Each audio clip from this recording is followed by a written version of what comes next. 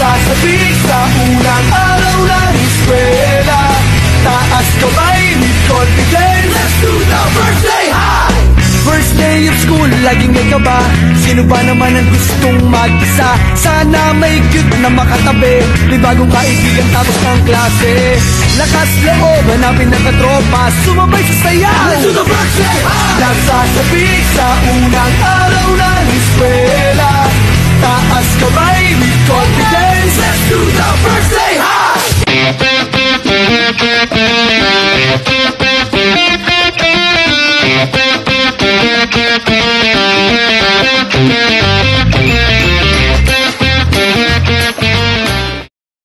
Uy, tapos ka na ba sa translation mo sa Filipino? Hindi pa, ikaw. Gumawa ka na ba ng PowerPoint mo? Bakit Manila paper ako gagawa?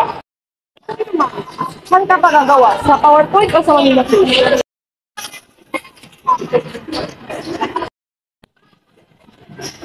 Ay! Time na pala! Tara na, Taro! O sige, punta na tayo. Ano, tara!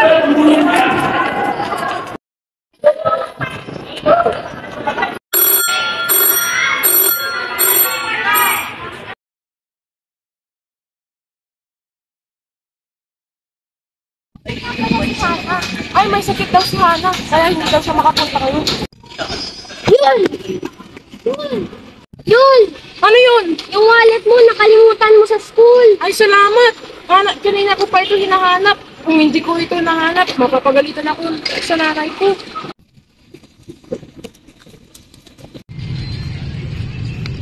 Kamusta na guys? Nasaan pala si Hana?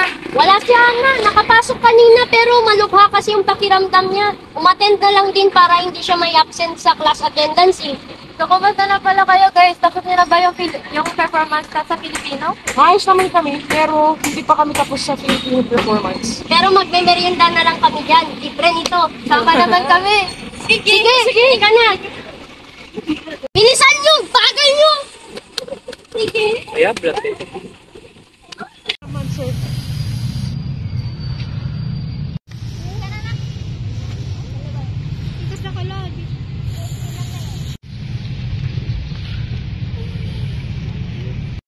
Ang ginagawa ni Joseph dun? Si Joseph nandun o, nagbe-vape.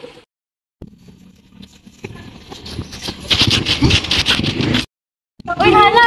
Ay na! Tara, ibigay mo si Joseph.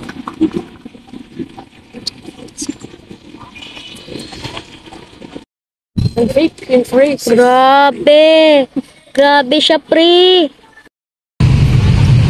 Grabe. Bastos niya. Bata pa niya. Ginagawa mo dyan, Joseph? Plato. Plato, wala. Wala! Eh, nakita ka namin nagbe-vape kanina eh. Alam mo bang masama yan sa kalusugan mo? Oo nga! Ayan bro, masama yan sa kalusugan mo. Alam mo ba yon? Ay, susumbong ka namin kay tita. Ano ba pakin nyo? Buhay ko naman to eh. Pinapakialaman namin kasi kaibigan ka namin at yung ginagawa mo nakakasira sa kalusugan mo. Friends tayo? Nangingilam kami sapagkat kaibigan ka namin, Joseph. Yung ginagawa mo nakakasira yan sa kalusugan mo. Ano ba pakin nyo? Umayos na nga kayo, wala kayong paki sa buhay ko. Sinasabi ko lang kung anong tama para sa'yo. Tinanong ko ba? Alis na tayo. Kaya nga, hindi naman ka nakikinig sa atin. Tita, may sasabihin po ako sa inyo. James, Nahuli po namin nagbe-vape si Joseph, tita. Ay! Ano? Talaga? Opo, tita. I-send ko na lang po yung video mamaya. salamat. Saka talagang matapat na kaibigan.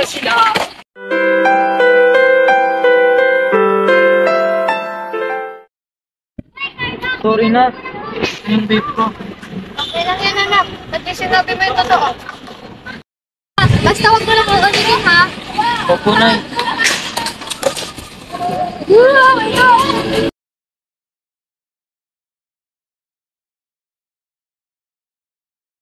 Uy! Si Joseph! Hello! Uy, Joseph! Kumusta ka na?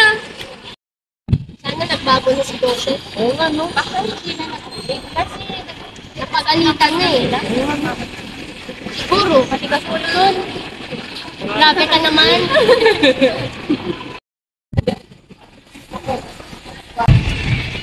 I fucking miss.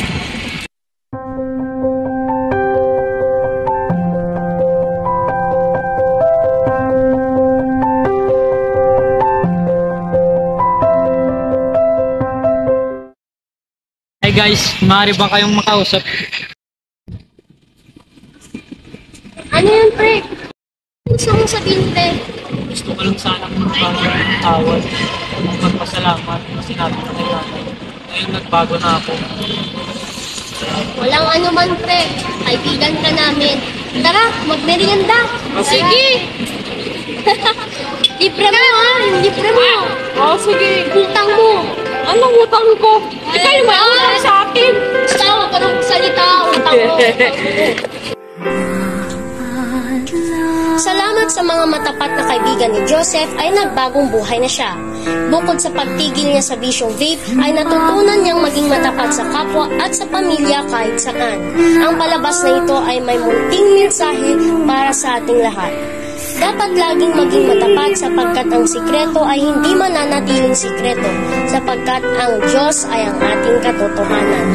Kahit gaano man kalaki o kaliit ang iyong kasalanan, dapat nating aminin at tanggapin ang mangyayari sapagkat ang pagsisinungaling ay isang malubhang kasalanan.